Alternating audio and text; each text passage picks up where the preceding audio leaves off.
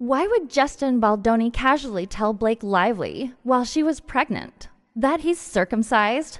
That odd line, buried inside dry court documents, has suddenly blown up into one of Hollywood's most bizarre and talked about scandals. And the deeper you dig, the stranger it gets. Not long ago, in December 2022, Baldoni visited Lively's New York City apartment. A casual meeting framed as a discussion about collaborating on the film adaptation of It Ends With Us. At the time, Lively was heavily pregnant. On that day, the room was anything but intimate. Her husband, Ryan Reynolds, drifted in and out. Nannies, assistants, a housekeeper, staff members, people moving around everywhere. Yahoo Plus to Lawyer Monthly Plus to A as they talked about whether Lively's unborn son might be circumcised. A question naturally rose about circumcision. Then came the jaw-dropper. During that conversation, Baldoni admitted to Lively, even though she never asked,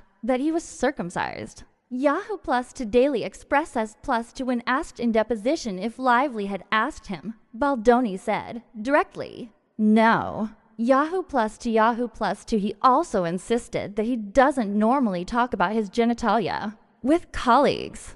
Daily Express US Plus One sound bizarre? That was only the beginning, because this isn't just some weird anecdote. This detail is now central to a heated courtroom battle. Here's how it all exploded. In December 2024, Lively filed a sexual harassment and misconduct complaint against Baldoni and his production company, alleging a pattern of disturbing, unprofessional, and deeply uncomfortable behavior on the set of It Ends With Us.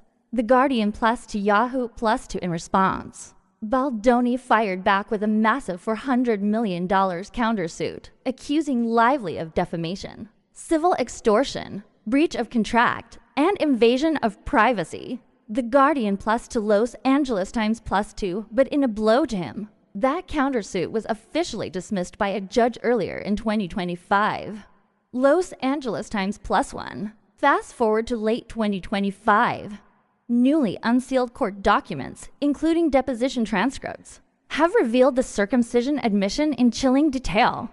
Baldoni confirmed it. Lively's team argues this wasn't a harmless remark. It underlines a disturbing context, a boundary crossed, and supports her broader claims of a toxic, uncomfortable workplace. People.com Plus to Decider Plus to Baldoni's single quotes as side counters. Yes, he admitted it, but Lively never asked. He says at the time many people were present. He claims it was not sexual harassment. Yahoo Plus to Daily Express as Plus 2, but here's why this moment matters so much for Lively's legal team. This is more than TMI. It's proof of a pattern. Their filings say she was one of the women or two who felt 1,000,000% uncomfortable under Baldoni's direction, not isolated, but symptomatic of a broader issue. India Today Plus to Lawyer Monthly Plus to Meanwhile.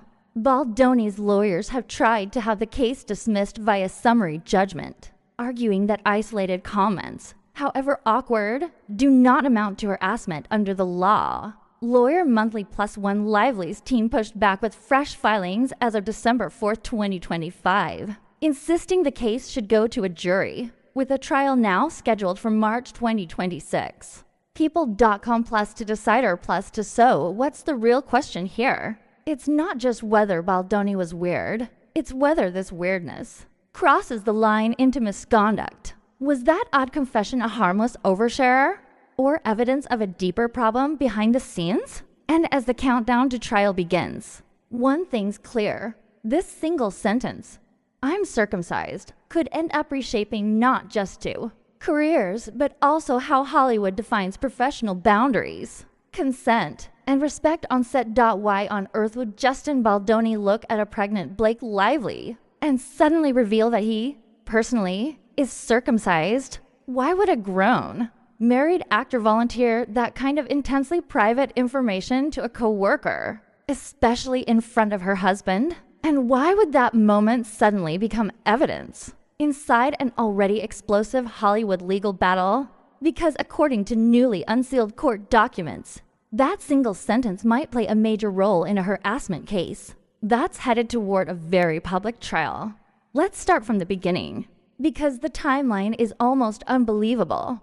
Back in December of 2022, Justin Baldoni visited Blake Lively's New York home. She was pregnant with her son at the time. The meeting wasn't supposed to be personal at all. It was framed as a professional conversation about their collaboration on the upcoming film adaptation of It Ends With Us. But the moment Baldoni walked into that home, something about this meeting would later be questioned in a courtroom. Because according to deposition testimony, Blake wasn't alone. Ryan Reynolds was around the house. Multiple nannies were around. Assistants were present. Household staff were nearby. This was not a private, intimate setting at all. There were people everywhere. Noise in the background. Conversations happening. A normal home with a lot of activity. You would think that kind of environment would make everything more professional, not less. During the meeting, Blake and Justin were apparently discussing the upcoming baby, parenting decisions, and general family topics. At some point, the subject of circumcision came up specifically about the baby. So far, normal enough, right? But here's where the situation took a turn that would later shock the internet. Because Justin Baldoni admitted under oath that he told Blake Lively that he is circumcised. He confirmed it in sworn testimony. And according to court documents, Blake did not ask him. He volunteered the information. This wasn't gossip. This wasn't overheard. This wasn't something leaked by assistants. It came directly from Baldoni's own deposition. He was asked whether Blake asked about his body, and he responded that, directly, she did not. Now, under normal circumstances, you might think this is just an awkward moment, an uncomfortable overshare, a random weird comment that someone might make without thinking. But for Blake's legal team, that comment is evidence of something far more serious. They argue it reflects a pattern of behavior that made Blake feel deeply uncomfortable. Not just during that meeting, but throughout their professional relationship on the film they were working on. And here's where things get even more dramatic, because this isn't one isolated incident. Blake Lively has alleged that Baldoni's behavior on set was inappropriate, uncomfortable, and crossed personal boundaries multiple times. She filed a lawsuit claiming harassment, misconduct, and a toxic pattern of behavior while filming It Ends With Us. She says this wasn't a one-time slip-up, but part of an ongoing problem. Baldoni responded with a jaw-dropping legal move, a $400 million countersuit. He accused Blake of trying to destroy his career, claimed she was manipulating public perception, and accused her of using a victim narrative. But here's the twist. That countersuit was dismissed, officially thrown out. And that dismissal only fueled Blake's legal argument that her original accusations deserved to be heard in court. Her team pushed for a full trial. They argued this wasn't about minor annoyances or awkward moments. This was about workplace safety, professionalism, and boundaries that should have been respected. So now, with his countersuit gone, all attention has turned to Blake's original claims, and the court has allowed the case to continue. According to filings, the trial could take place in 2026, meaning Hollywood could be watching this unfold for years. But here's where the internet exploded. That single TMI moment, the admission that he told Blake he's circumcised, became a leading example of the behavior she described. To some, it sounds strange but harmless. To others, it sounds like an extremely personal detail that was completely irrelevant, inappropriate, and potentially humiliating to disclose in front of a pregnant coworker. Even stranger, Baldoni admitted that he doesn't normally discuss his private anatomy with colleagues, which naturally raises the question, so why did he suddenly do it then? And that's exactly what Blake's legal team wants to know. Some fans believe this conversation might have been a bizarre attempt to be relatable. Others believe it could have been an uncomfortable attempt to appear intimate or familiar in a moment. That was supposed to be strictly professional.